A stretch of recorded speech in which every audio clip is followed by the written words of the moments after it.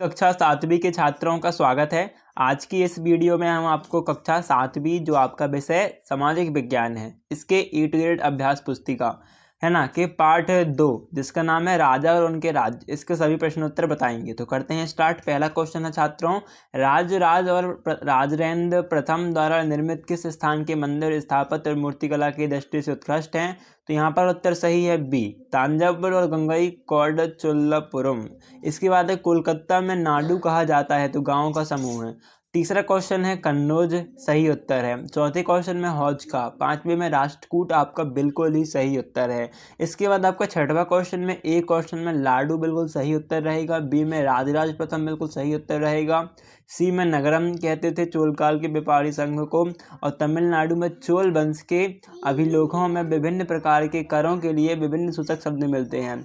और ई वाले क्वेश्चन में आपको पहले में रखना है तंजावुर और दूसरे में रहेगा निशुंभ सूदनी, आपका सत्य सही उत्तर रहेगा। फिर आपका सातवां क्वेश्चन है 7वीं शताब्दी के प्रारंभ में राजाओं ने अपने सामंत के रूप में किन्हें मान्यता प्रदान की थी?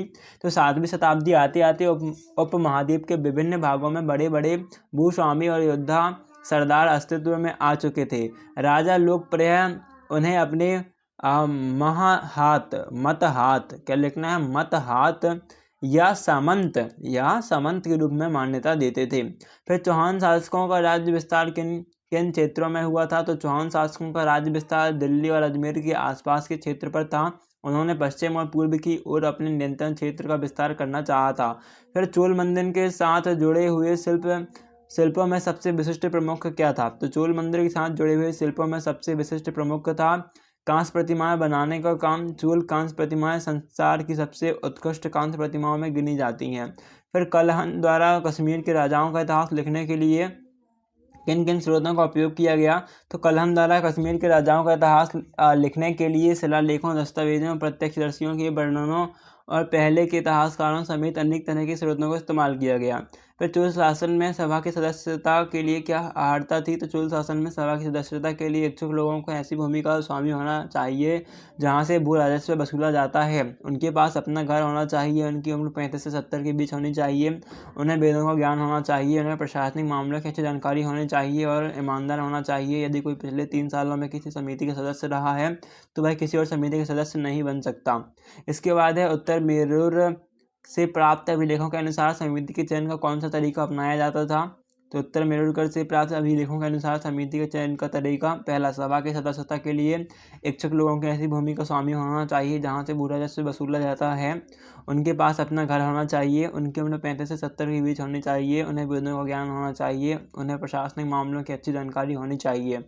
13वां क्वेश्चन है आपका, चोल राजाओं के समय विकसित स्थापत्य एवं मूर्तिकला की विशेषताएं लिखिए। तो चोल मंदिर अक्सर अपने आसपास विकसित होने वाली बस्तियों के केंद्र बन गए। यहाँ शिल्प उत्पादन के केंद्र थे। यह मंदिर शासकों और अन्य लोगों द्वारा दी गई भूमि से भी संपन्न हो गए थे। इस भूमि की उपज उन सारे विशेषज्ञों का निर्वाह करने में खर्च होती थी जो मंदिर के आसपास रहते और उनके लिए काम करते थे। यह इसका सही उत्तर रहेगा। फिर आपका 14वां क्वेश्चन है, चालुक्य राजा को हरकर दंतीदुर्ग द्वारा किए गए अनुष्ठान का विवरण लिखिए। तो 8वीं सदी के मध्य में एक राष्ट्रकूट प्रधान दंतीदुर्ग ने अपने चालुक्य की स्वामी की अधीनता से इनकार कर दिया। उसे हराया और हिरण्यगर्भ सोने का गर्भ नामक एक अनुष्ठान किया। यह अनुष्ठान ब्राह्मणों की सहायता से संपन्न किया जाता था। फिर चोल राजाओं के समय कृषि एवं सिंचाई की क्या व्यवस्था थी? तो चोलों की कई उपलब्धियां कृषि एवं सिंचाई की व्यवस्था में थीं, जैसे डेल्टा क्षेत्रों में बाढ़ को रोकने के लिए तटबंध बनाए गए और पानी को खेतों तक ले जाने के लिए नहरों का निर्माण किया गया। कई क्षेत्रों में एक साल में 2 फसलें लगाई जाती थीं। फिर चोलकालीन प्रशासन व्यवस्था की प्रमुख विशेषताएं लिखिए। तो लिखना है पहली विशेषता, चोलकालीन प्रशासन व्यवस्था में किसानों की बस्तियां उड़ कहलाती थीं। गाँव की बस्तियों के समूह को नाडू कहा जाता था। ग्राम परिषद और नाडू न्याय करने और कर वसूलने के लिए प्रशासनिक कार्य करते थे। सिंचाई के कामकाज, बाग बगीचों, मंदिरों इत्यादि की देखरेख के लिए सभा में विभिन्न समितियां होती थीं। धनी भूस्वामियों को चोल राजाओं ने सम्मान के रूप में अरई पाड़ जैसी उपाधियां दी थीं। इसके बाद आपका अगला क्वेश्चन यहाँ पर ख़त्म होते हैं सारे क्वेश्चन। आई होप आपका वीडियो अच्छी लगी होगी। अच्छी लगे तो लाइक करना, चैनल को सब्सक्राइब करना, पहली बार है तो सब्सक्राइब करना बिल्कुल मत भूलना। वीडियो को लाइक करके दोस्तों शेयर कर देना। मिलते हैं अगले वीडियो पे, जब तक के लिए धन्यवाद।